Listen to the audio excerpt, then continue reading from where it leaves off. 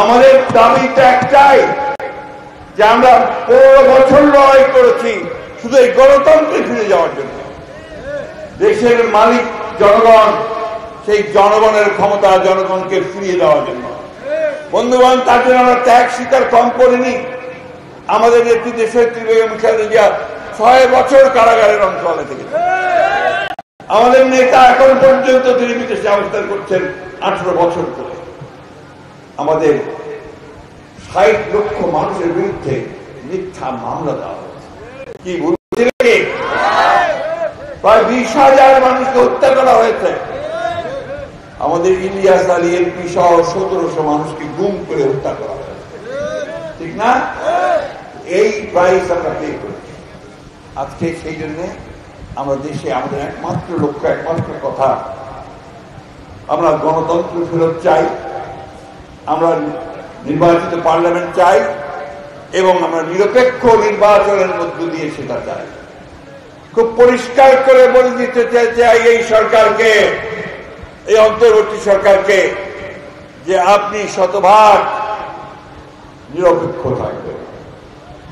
আপনার উপদেষ্টা মন্ডলীর সদস্যদের মধ্যে কেউ কেউ কোন দলের জন্য পক্ষপাতিত্ব করছেন বলে বিভিন্ন জায়গায় অভিযোগ আসছে। আমরা এটা শুনতে চাই না, বাংলাদেশের মানুষ এটা শুনতে চায়। বাংলাদেশের মানুষ সম্পূর্ণ নিরপেক্ষতা চায় এবং নিরপেক্ষ নির্বাচন চায়। বন্ধুগণ, সময় কম, আমি বেশিক্ষণ বক্তৃতা করতে চাই না। আমি শুধু আপনাদের সামনে একটা কথা বলতে চাই, বিএনপি একটা পরীক্ষিত রাজনৈতিক দল, তাই না?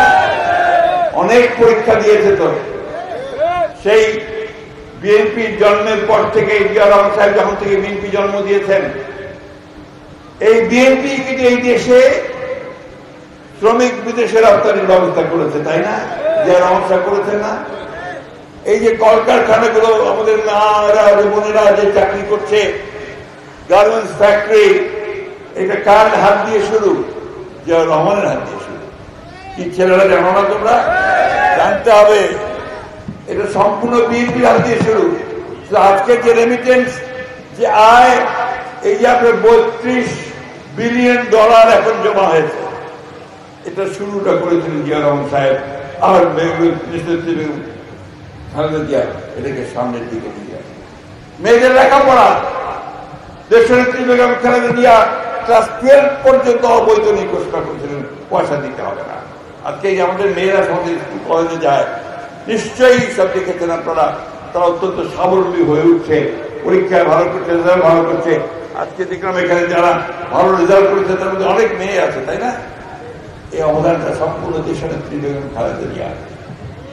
তাই আপনারা কেউ ওই মিথ্যা প্রচারণায় বিভ্রান্ত হবেন না। চতুর্দিক থেকে চেষ্টা হচ্ছে যে বিএনপিকে কায়েদ করার জন্য, ঘায়েল করার জন্য, তাই না? কিন্তু আজকে আমি খুব অনুপ্রাণিত হয়েছি, অত্যন্ত আনন্দিত হয়েছি। আমাদের এখানে আজকে সব মুরব্বীরা আছেন একদিকে, আরেকদিকে তরুণরা আছে, আরেকদিকে আমাদের মা বোনেরা আছে।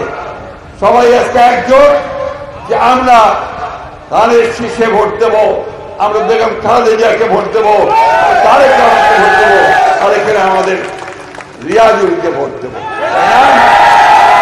ভোট দেবো কিসে? আমরা কিসে ভোট দেব? ভোট দিব কিসে? এইটা প্রচার করুন সর্বক্ষণে। আর বিলম্ব নয়, আর কারোর জন্য অপেক্ষা নয়। এখন নির্বাচনের রাস্তায় উঠে গেছে গাড়ি, এই গাড়িতে চালিয়ে শেষ পর্যন্ত নিয়ে যেতে হবে। রিয়াজকে এখানে জনপ্রতিনিধি হিসাবে আমরা দেখতে চাই। বন্ধুগণ, বক্তব্য আর দীর্ঘায়িত করবো না। একটা কথা সবসময় মনে রাখবেন, যে আজকে আমাদের যার উপর যারা স্ত্রীলোকরা চালিয়েছে, যারা আমাদের উপর অত্যাচার করেছে, নির্যাতন করেছে, তারা পালিয়ে ভারতে গিয়ে আশ্রয় নিয়েছে, তাই না? কোথায় আশ্রয় নিয়েছে? ভারতে। ভারত সবসময় চেষ্টা করেছে বাংলাদেশের মানুষকে কি করে বিপদে ফেলবে তার ব্যবস্থা। পানির হিস্সা আমাদের দেয় নাই, তিস্তার হিস্সা পাই নাই, ফারাক্কার নদীর হিস্সা পাই নাই, পুরো নদীর ন্যায্য হিস্সা আমরা এখন পর্যন্ত পাই না। আমাদের সীমান্তে গুলি করে হত্যা করা হয় নিরীহ মানুষদেরকে, পৃথিবীর কোন দেশে এটা হয় না, হয় না। আমাদের নির্বাচনগুলোতে অতীতে হস্তক্ষেপ করেছে, বিগত নির্বাচনগুলোতে তারা হস্তক্ষেপ করেছে। তাই আমাদের খুব পরিষ্কার কথা, বন্ধুত্ব আমরা চাই, কি সেই বন্ধুত্ব হতে হবে সমান মর্যাদা নিয়ে এবং আমাদের আভ্যন্তরীণ বিষয়কে হস্তক্ষেপ না করে। বন্ধুগণ, আমি আপনাদের কাছে একটাই অনুরোধ জানাতে চাই যে আপনারা এখন সময় নষ্ট করবেন না। যারা বিএনপি ভালো চান, বিএনপির অঙ্গ সংগঠন, বিএনপি মা বোনেরা, আপনারা সবাই নেমে পড়েন, নির্বাচনে নেমে পড়েন, ধানের শীর্ষে নির্বাচন করতে নেমে পড়েন এবং তাদেরকে পরাজিত করেন যারা বাংলাদেশকে বারবার ভুল পথে পরাজিত করেছে, যারা পরিচালিত করেছে, যারা বাংলাদেশের সর্বনাশ করেছে, তাদের সেই কোনোদিনও যেন তারা ক্ষমতায় আসতে না পারে, তার জন্য আপনারা ব্যবস্থা গ্রহণ করুন।